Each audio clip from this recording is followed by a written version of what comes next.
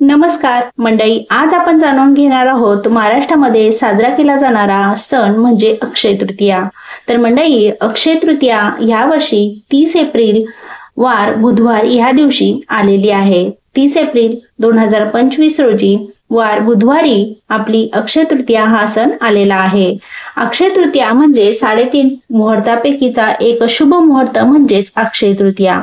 अक्षय तृतीयाच्या दिवशी कोणत्या गोष्टी कराव्यात, कोणत्या गोष्टी करू नयेत, याचबरोबर अक्षय तृतीयाच्या दिवशी कुठले उपाय करावे ज्यामुळे घरात सुख समृद्धी सौख्य नांदेल, त्याचबरोबर कुठल्या देवतेची पूजा करावी, कोणत्या वस्तू खरेदी कराव्या आणि ह्या दिवशी कोणते कार्य आवर्जून केले पाहिजे ज्यामुळे घरामध्ये प्रगती होईल, घरामध्ये माता लक्ष्मीचे आगमन होईल, याबद्दलची संपूर्ण माहिती जाणून घेण्यासाठी हा व्हिडिओ संपूर्ण नक्कीच बघा।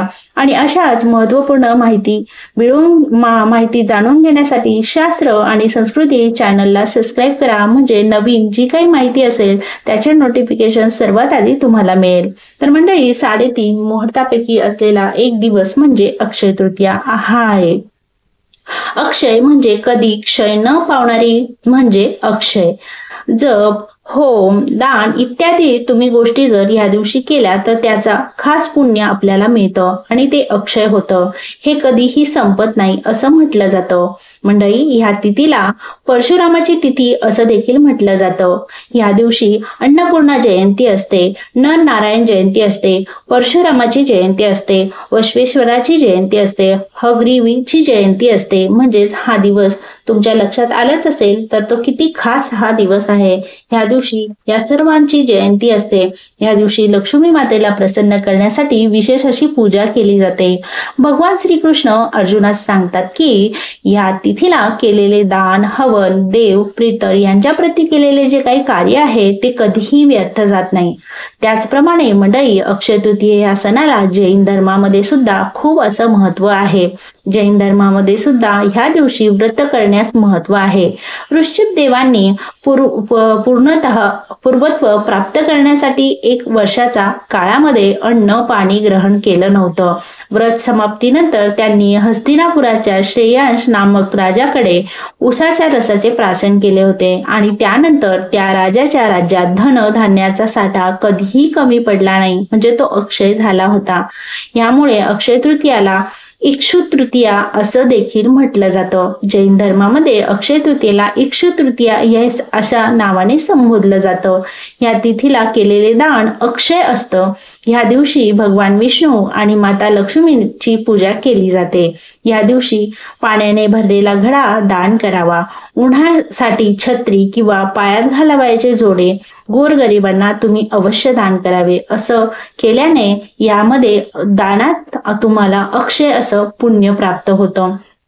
त्याचबरोबर सूर्यवंशातील भागीरथी राजाने या दिवशी पृथ्वीवरती भागीरथी म्हणजेच गंगाला आणलं होतं असं सांगितलं गेलं आहे। त्याच अक्षय तृतीयाला दान करावं असा जो संकेत आहे तो परंपरागत आपल्याकडे पाळला जातो। या दिवशी दान महापुण्य सांगणाऱ्या काही कथा पूर्वजांनी सांगितल्या गेलेल्या आहे। यामुळे माणसाच्या मनात दान करण्याची भावना रुजावी, निर्माण व्हावी ह्या हेतूने ह्या कथा सांगितल्या गेल्या आहे। आता अक्षय तृतीयाला कृतयुग संपून त्रेतायुगाची सुरुवात झाली आहे असं देखील सांगितलं जातं। म्हणजे ह्या अक्षय तृतीयापासून त्रेतायुगाची सुरुवात झाली होती, ह्या तिथीपासून त्रेतायुगाची सुरुवात झाली होती हे सांगितलं जातं। या दिवशी कृती संस्कृतीला पालक म्हणून बळीरामाची पूजा केली जाते। या दिवशी सुरू केलेल्या शुभ कार्याला फळ अक्षय म्हणजेच कधी न संपणारं फळ असं मिळतं।